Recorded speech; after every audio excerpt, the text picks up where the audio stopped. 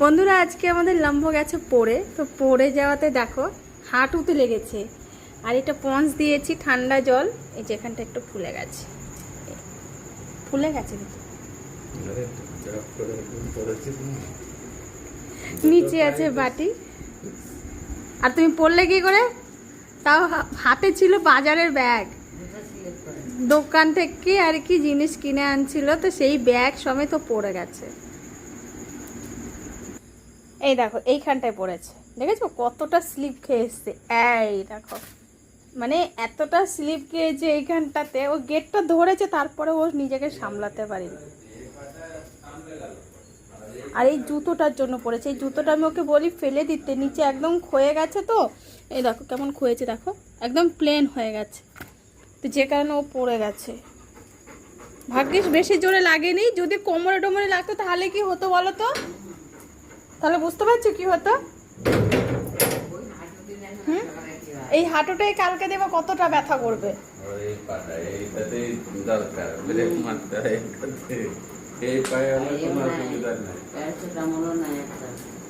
না না, ব্যথা বলেনি, স্প্রে করে দিতে হবে। তুমি আর সব ছুটেছে, আমরা তো সবাই বাইরে ছুটেছি, চুলবুলি চুচো ওরাও, মানে চুলবুলি তো পুরো নেমেই চলে এসেছে যে পাপার কি হলো বলে। আর গবলু আমাদের ছুটে গেছে, পাপা পড়ে গেছে। গবলু পাপা পড়ে গেছে, তুমি এসে গেছিলে পাপাকে তুলতে? হ্যাঁ পাপাকে তুলতে গেছিলে বাবা? পাপা পড়ে গেছে না? পাপা পড়ে গেছে। তুমি একবার ওষুধ নিয়ে নাও, এবার বলেনি স্প্রে করে ঢাকা দিয়ে বসো। জলটা এখনো ঠান্ডা আছে, তাহলে ঠান্ডা জলটা পুরোটা একটু নর্মাল হোক, তারপরে ওষুধ দিয়ে দেবো।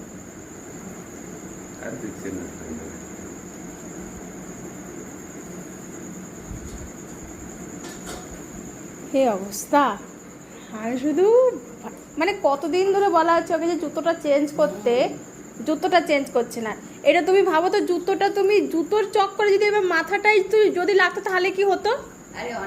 হ্যাঁ মাথাটা ফেটে যেত পুরো। জুতোর পিছনে প্লেন হয়ে গেছে না।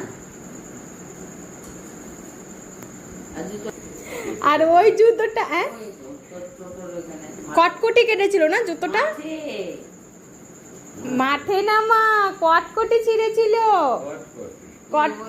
না ওটা মিথ্যা কথা বলেছে, যে কটকটিকে তুমি রেগে যাবে সেজন্য ও মিথ্যা কথা বলেছিল যে কটকটি ছিঁড়েছে। ওইটা যে মাঠের কুকুরেও জুতোটা ছিঁড়েছে, জানেন যে ভাই তুমি রেগে যাবা, সেই জন্য কোনো দোষ দিতে চায় না ও ভাই। ঘরের কুকুরে কোনো নাম নেবে না কোনো মানে ক্ষতি করলে।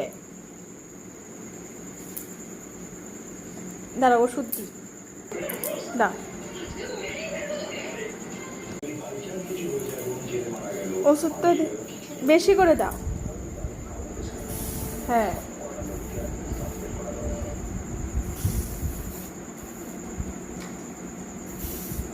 ঠান্ডা লাগছে, হাত দিও না।